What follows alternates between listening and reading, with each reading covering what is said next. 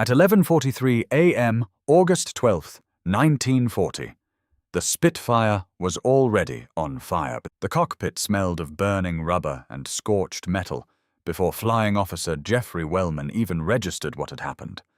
1 second he was banking hard left over the channel, 18,000 feet above cold grey water. The next, a cannon shell from a Messerschmitt Bf-109 had torn through his port wing root and detonated somewhere just behind his left knee. He didn't feel pain yet. That would come later. What he felt first was heat. Immediate, wrong, spreading heat. The kind that doesn't belong at altitude, where outside air temperatures sit below -20 Celsius. The kind that means only one thing in a Spitfire: fuel. The Merlin engine's glycol coolant line had been severed. Burning fluid was already crawling up through the floor pan in thin orange ribbons. He could see the glow through the gaps around the rudder pedals before the smoke hit him full in the face. Thick, black, acrid, the kind that burns the back of your throat in a single breath and starts shutting your eyes down by the second. He had maybe 90 seconds before the fire reached his legs. The channel was beneath him. 40 miles of open water, no landmarks, 6-foot swells from an overnight Atlantic storm still rolling in from the southwest. Air-sea rescue, if they even picked up his last known position, would take 20 minutes minimum. His Mae West life vest was fitted and buckled. His dinghy pack was stowed tight behind the seat. His hands were bare. The leather gloves he'd been issued were a size too small and had been rubbing a blister on his right thumb since day one of operations. That morning, he'd left them on the wooden bench at dispersal, fully intending to swap them for a better pair before the next sortie. That decision was now somewhere in the back of his mind, filed under things I will never do again if I survive this. He reached for the canopy release. His fingers found the handle. He pulled. Nothing moved. He pulled again. Harder. The canopy was jammed. The cannon strike had buckled the fuselage frame just enough to pinch the sliding rail, completely shut. The perspex above his head was 2 inches from open sky and absolutely immovable. He slammed the heel of his palm against the frame. Once. Twice. The aircraft shuddered from his own blows. The canopy didn't shift a millimeter. The smoke thickened. Wellman's squadron, 74 Squadron out of Manston, Kent, had scrambled at 11:02 that morning to intercept a large formation of Junkers Ju-88 bombers tracked inbound toward the radar stations at Rye and Pevensey. These weren't random targets. The Luftwaffe understood precisely what those radar towers meant. Destroy the eyes, and Fighter Command flies blind. August 12th was the day before Adler Tag, Eagle Day, the planned full-scale assault on the RAF. The Germans needed those radar stations gone before the main attack began. 74 Squadron found the Ju-88s at 16,000 feet, 30 miles south of Dungeness, 50 aircraft strong with a heavy escort of Bf-109s riding high cover at 24,000 feet. The squadron leader had called the bounce immediately. 12 Spitfires peeling off into a head-on pass against the bombers, trying to scatter the formation before it reached the coast. It worked. Partly. 3 Ju-88s broke formation in the first pass. One began trailing smoke and turned back south. The rest held discipline and pressed the run. Then the 109s came down. They came out of the sun from the northwest at 24,000 feet, diving at nearly 400 miles per hour, and they hit the squadron from behind and above before the rearguard pilots had even called the warning. Wellman saw 2 of his mates go down in the first 8 seconds of that engagement. One, a sergeant pilot named Hollis, got his canopy open and his parachute deployed cleanly at around 12,000 feet. The other, a young officer named Baxter, who had been flying his 7th combat sortie, went straight in. No canopy, no chute. Just a Spitfire that had been a flying machine one moment and a wreck the next. Wellman had broken left immediately, shoved the throttle to the gate, and pushed the nose down to drag the fight away from the 109's preferred altitude. The BF-109E was a faster aircraft in a straight line and in a dive, but below 15,000 feet, in a turning fight, the Spitfire could outmaneuver it. He knew this. He'd rehearsed it in his head 100 times during the tedious hours of readiness, sitting by the telephone at dispersal waiting for the call. He'd got the altitude down to 11,000 feet. Shaken 109 off in a series of hard turns that grayed his vision at the edges. Thought, for about 4 seconds, that he was clear. Then the second 109 came in from his 7 o'clock, a position he simply hadn't covered, and put a 2-second cannon burst directly into his port side before vanishing back into cloud like it had never been there. The whole engagement from first contact to the moment Wellman's aircraft caught fire had taken less than 4 minutes. Now he was alone, burning, sealed inside his own cockpit, 38 miles from England. The altimeter read 13,800 feet, and unwinding steadily.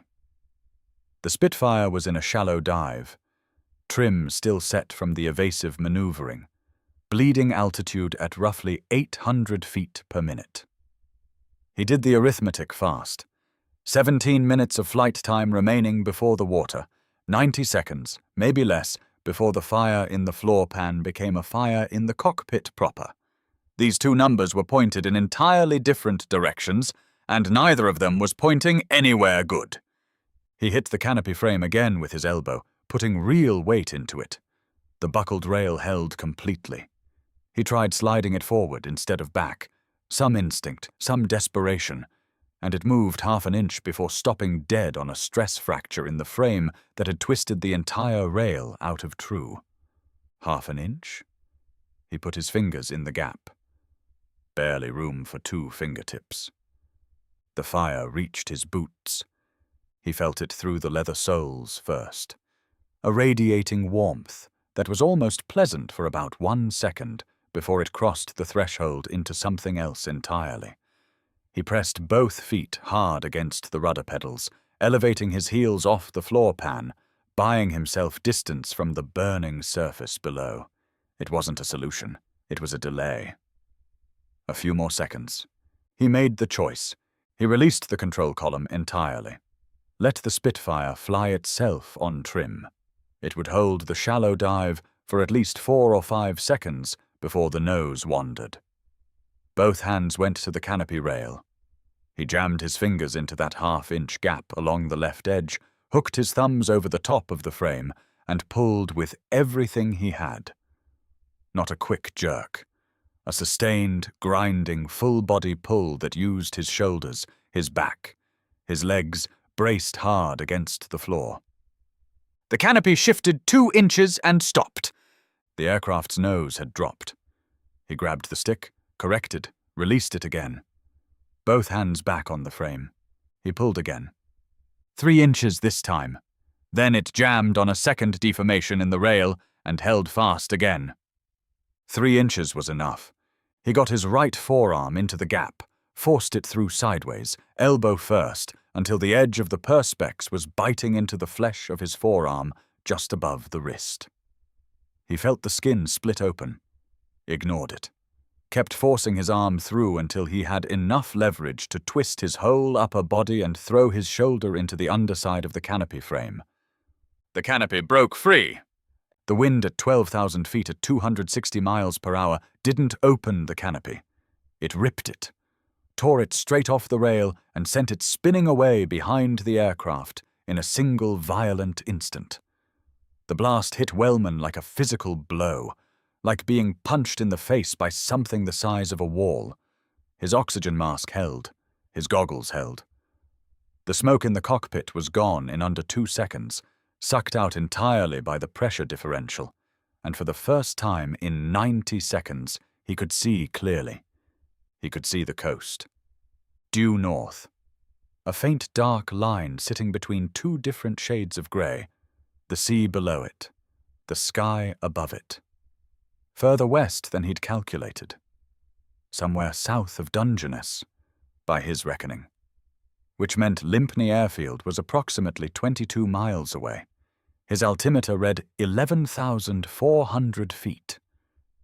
The fire was still burning in the floor pan, but the wind blast had starved it of oxygen, and it had dropped from a roaring spread to a low, stubborn crawl, still dangerous, still eating its way through the aircraft's internal structure, but slower. He put his hand back on the stick, trimmed the nose up 2 degrees to reduce the descent rate, turned onto a heading of 015 degrees and pushed the throttle forward to full continuous power. He could make it. Maybe. He had roughly 19 miles to cover and 11,000 feet of altitude to manage. With the canopy gone, the aircraft was making a sound like a freight train.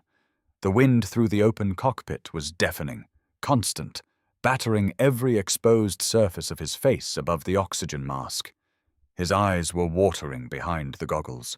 His right forearm was bleeding steadily where the canopy edge had split it, the blood whipping back across his sleeve in fine red threads in the slipstream. At 10,200 feet, the fire reignited. The wind had suppressed it, but not killed it. Somewhere deep in the floor pan structure, pooled fuel that the slipstream couldn't reach had kept burning, and now it had spread laterally into the cockpit's left wall lining, the fabric and rubber insulation that lined the interior running from the floor up toward the instrument panel. It caught fast. Within seconds, the left side of the cockpit was burning in earnest, heat rolling across his left thigh, his hip, the lower left edge of his instrument panel beginning to blister and blacken. His left leg was on fire. Not metaphorically. The lower leg of his flight suit had caught. He beat at it once with his left hand, twice, trying to smother the flame, but the wind was feeding it, and he needed that hand on the throttle. He pressed his left leg hard against the right rudder pedal, trying to smother the flame against the cockpit floor, and felt the pain explode upward through his entire body in a single white wave. He screamed into the oxygen mask. One short, hard, involuntary sound. Then he focused back on the instrument panel. Airspeed 255, altitude 9,600, heading 015, 14 miles to the coast. If you haven't already, hit subscribe. We cover these real stories every single week, and there are dozens more just like this one. The aircraft was shaking now, a deep structural vibration that hadn't been there before. Somewhere in the port wing, the cannon strike had compromised something load-bearing, and at full throttle the stresses were finding every weakened point in the airframe. The control column was developing a lateral tremor that he had to actively fight, constant small corrections left and right to keep the wings level. It was like holding a live wire. At 8,100 feet, he crossed the coast. Dungeness was directly below him, the great shingle headland pushing south into the channel, the lighthouse standing white against grey sky, the scatter of fishermen's huts along the beach road. He had never been so glad to see a place he had never particularly thought about before. He was over England. If the aircraft fell apart in the next 2 minutes, he was over English soil, an English field rather than English water. That mattered. Lympne Airfield was still 11 miles north and slightly west. He didn't think the aircraft would make 11 miles. The structural vibration was worsening with every passing second, and the fire on his left leg had climbed to his thigh now, burning through the flight suit fabric in a growing patch that was beyond smothering and well into the territory of something he was simply going to have to endure until he was on the ground. He scanned for fields. At 6,000 feet and slowing, with the coast behind him and Kent's flat green patchwork spread below, he found one, a long rectangle of pasture running roughly north to south, maybe 380 yards of usable surface, a low hedgerow at the far end, gentle downslope running away from him, which would help bleed speed after touchdown. No visible livestock, no poles or wires he could see. He cut the throttle. The Merlin dropped from its full-throated roar to a low rumble. He reached for the undercarriage lever and pushed it down. 2 lights appeared on the indicator. 1 green, 1 red. The starboard gear had locked down. The port gear, on the side that had taken the cannon strike, was hanging, unlocked, the mechanism presumably damaged in the original hit or by the fire that had been burning through the port side structure for the last 9 minutes. He cycled it, pumped the emergency hydraulic. The red light stayed red. He had no altitude left to keep working the problem. The field was coming up at him now, the hedgerows at the edges sharpening into detail, the grass surface showing its true texture. Uneven, slightly rutted, not ideal but usable. He came in at 92 miles per hour, left wing slightly low to compensate for the asymmetric gear, and accepted the consequences.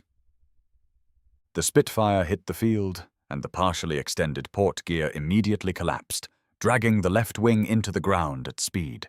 The aircraft ground-looped violently, a hard, cartwheeling pivot to the left that threw Wellman sideways against his harness with enough force to crack 2 ribs and slam his helmeted head against the cockpit frame. The Spitfire tore across 40 yards of Kent pasture in a churning wreck of separated undercarriage, torn wing panels, and scattered burning debris before the fuselage came to rest, inverted, nose down, pointing south, back toward France. The cockpit held.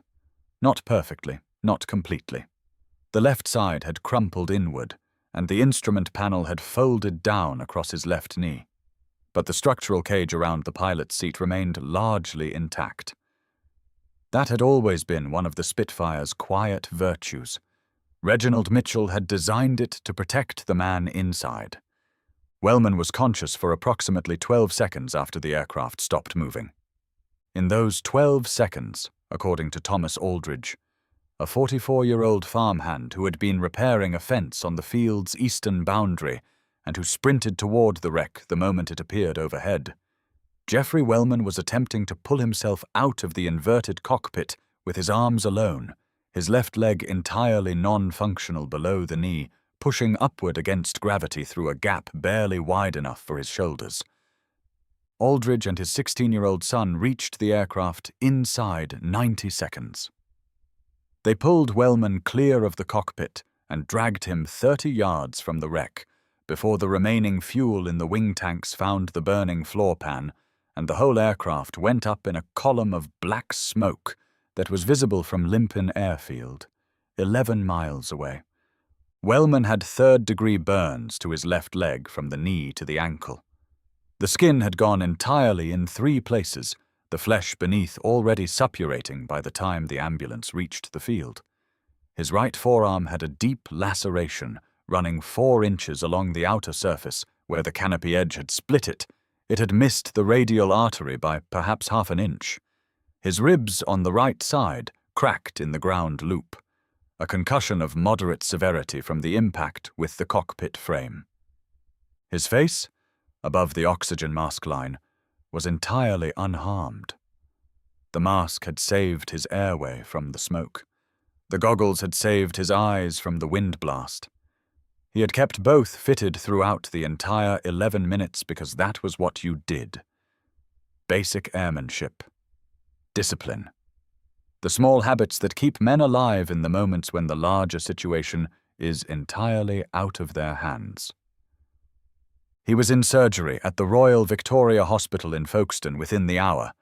The operating surgeon later noted that the burns, while severe, had been partially insulated in the critical final minutes by the flight suit fabric. The outer layer had burned through, but the inner lining had char-resisted long enough to reduce the depth of the wound. The RAF's after-action report, filed on August the 15th, noted that Flying Officer Wellman had maintained control of his aircraft for 11 minutes following catastrophic fire damage and had successfully brought it to a crash landing on English soil, thereby avoiding ditching in the channel.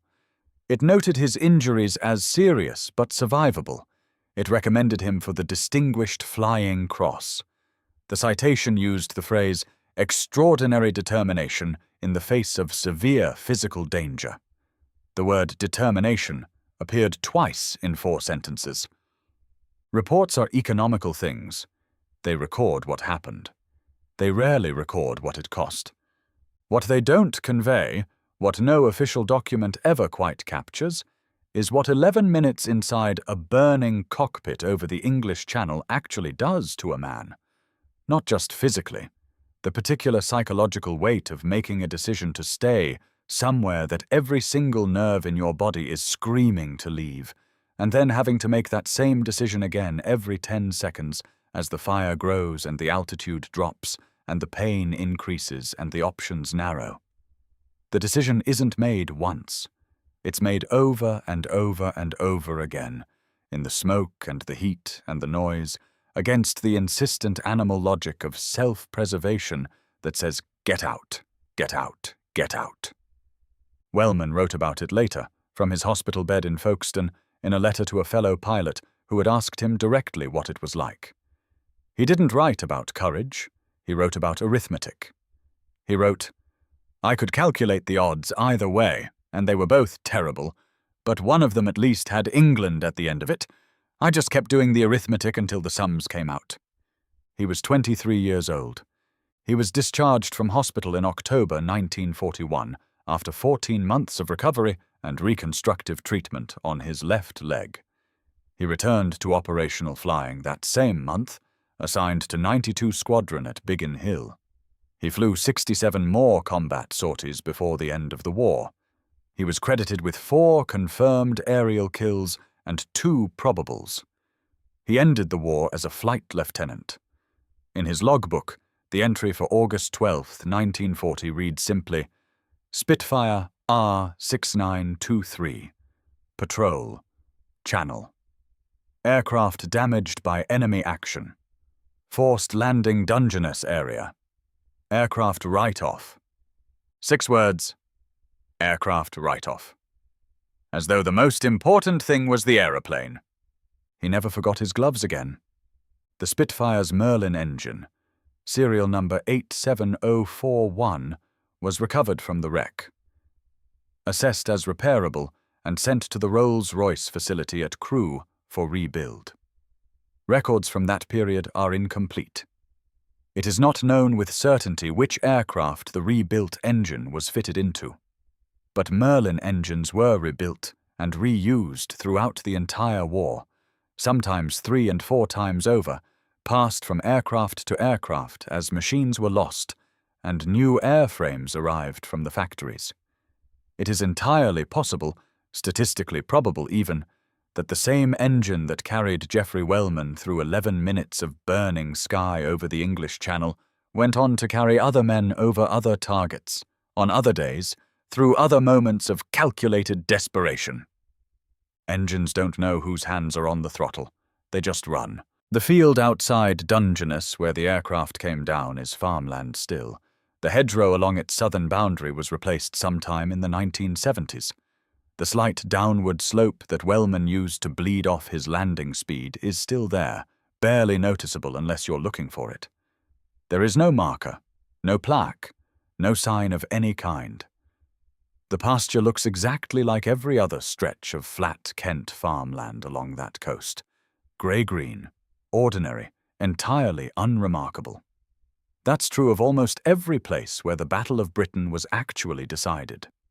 Not in the sky over the Channel, which is where we tend to look when we tell the story. The great aerial jousting, the Spitfires and Hurricanes climbing into perfect summer blue. The battle was decided in smaller places than that. In burning cockpits. In the calculations made under smoke and pain, with limited altitude and worse odds. In the decisions to hold position 1 more second, and then 1 more second after that, until the coast came through the smoke and the arithmetic finally, just barely, came out right. Some men won that battle with gunnery, some with tactics, some with experience and split-second timing. Wellman won his 11 minutes of it with a jammed canopy, bare hands, and a cold-blooded refusal to let the numbers beat him. In the end, that was enough.